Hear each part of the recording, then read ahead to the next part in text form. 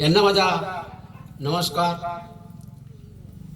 आपल्याला चर्चा बैठकीला लाभलेले मौदा परिसराचे ज्येष्ठ सेवक आमचे बंधू डॉक्टर मानकर साहेब यांना माझा नमस्कार.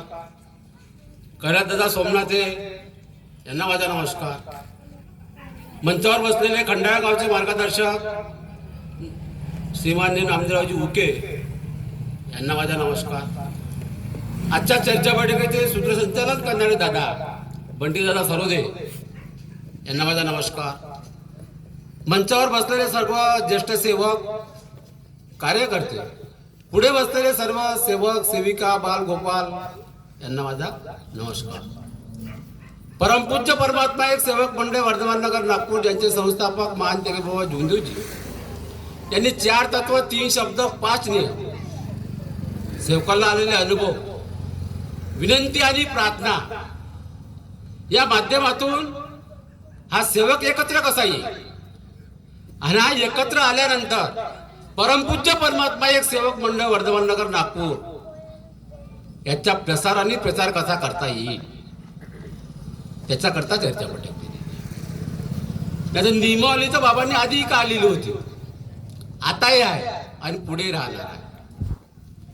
परंतु आपल्याकडे त्या नियमावलीचा अभ्यास करण्याकरता वेळ नाही आणि नियमावलीचा अभ्यास करण्याकरता वेळ नसल्यामुळे त्या नियमावलीत काय दिलेलं आहे आणि मी कुठे चुकलेलो आहो हे जर आपण वाचलं तर काही काही चुका फार बिकट असतात ज्या आपण करायलाच नाही पाहिजे पण आपण आपल्याला घडतं.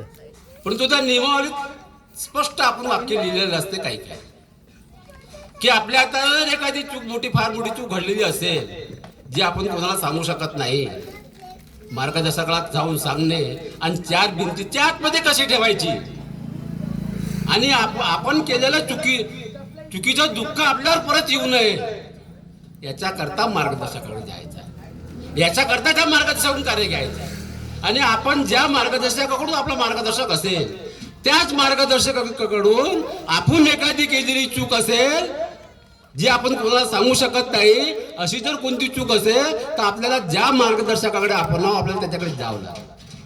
आम्ही याच्याकडे सांगतो की दुःखी तुम्ही व्हा, मार्गदर्शक नाही होणार, सेवक नाही होणार. जो चुकी करेल, ज्याच्या हाताने चूक घडेल, सेवक असो सेवकी नसो मार्गदर्शक मी स्वतः असो. आता माझ्या हाताने जर अशी एखादी चूक घडलेली असेल, मी मार्गदर्शक आहे, मला मंडळाच्या अध्यक्षाकडे जावं लागेल, मला त्याला सांगावं लागेल की साहेब माझ्या हाताने चूक व्हायला नव्हती, वाचून झाली, आता याच्यावर काय उपाय सांगा. मला मार्गदर्शक पदावून काढायचा आहे, मला सेवकाच्या याच्यातून तुम्हाला नाहीसा करायचा आहे. आपल्याला सत्य बोलावं लागेल, पण आपण ते सत्य बोलत नाही.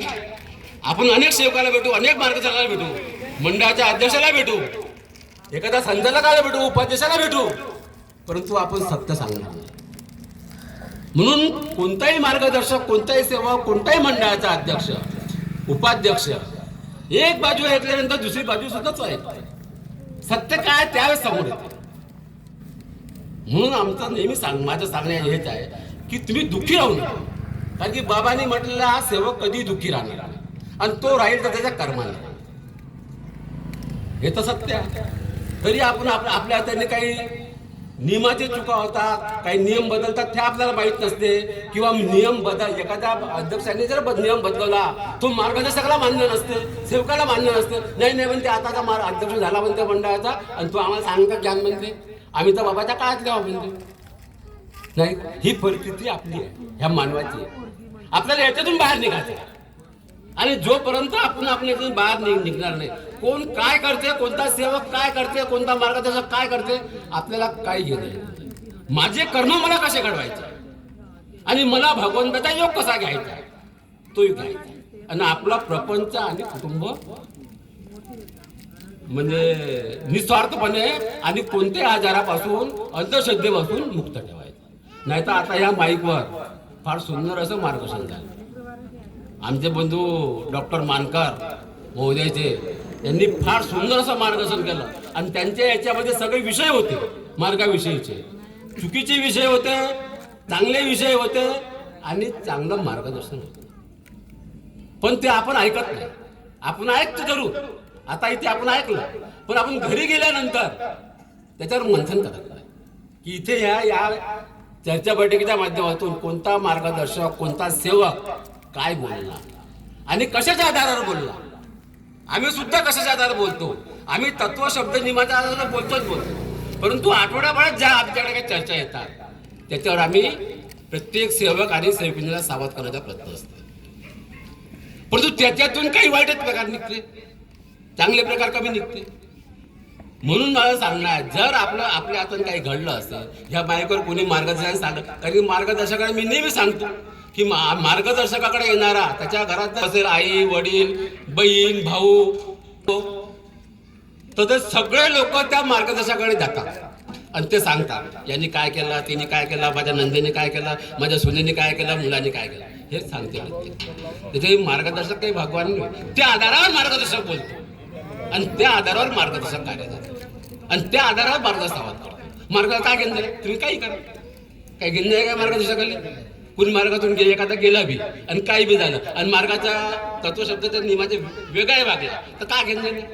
हे नियम तयार केले बाबांनी.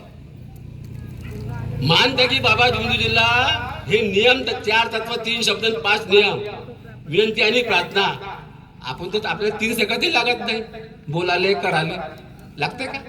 परंतु त्या सद्गुरूला किती काळ लागला आणि त्यांनी किती काळ घेतला. त्या काळात 60-70च्या दशकाच्या आधी जर आपण विचार केला ती किती भयानक परिस्थिती होती अंधश्रद्धेची. त्या काळात त्यांनी ते नियम तयार केले. त्या काळात त्यांनी एक मानव नशामुक्त केला, अंधश्रद्धेपासून मुक्त केलं. त्या काळात 60-70च्या काळात आपल्याला सोपं वाटतं, कारण की आपल्याला माहिती आहे मार्गदर्शकाकडे गेलो, मार्गदर्शक माफी देते, मार्गदर्शक कार्य देते.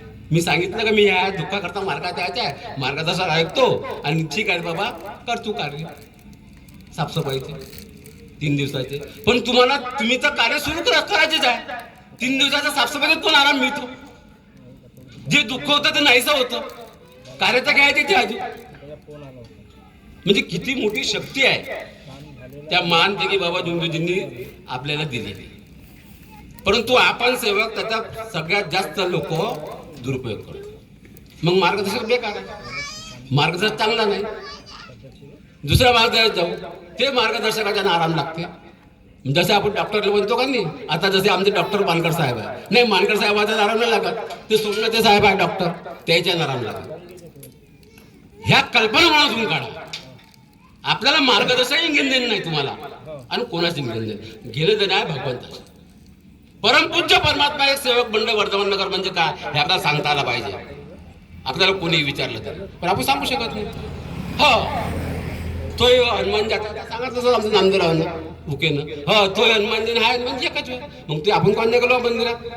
बाबाच्या त्यागात, बाबाने त्यागात जी प्राप्ती केली ती मंदिरात केली. आता आपल्याला का सांगितलं मंदिरात नका जाऊ पण हनुमानजीच्या, याचा आपण शोध नाही घेणार. पण एखाद्यानं जर चुकीचं काही सांगितलं तर ते आपल्या लक्षात राहील. आपल्याला माझं असं म्हणणं नाही आहे की आपल्याला ऐकायचं प्रत्येकाचं लागेल, परंतु एखाद्याने जर काही चुकीचं काम केलं असेल तर त्याची पहिले शहानिशा करा आणि त्यानंतर आपण त्याच्यावर कारवाई करा. मार्गदर्शकावर कारवाई करण्याचा अधिकार तुम्हाला सेवकांना असा नाही आहे, बिलकुल आहे. परंतु तुम्हाला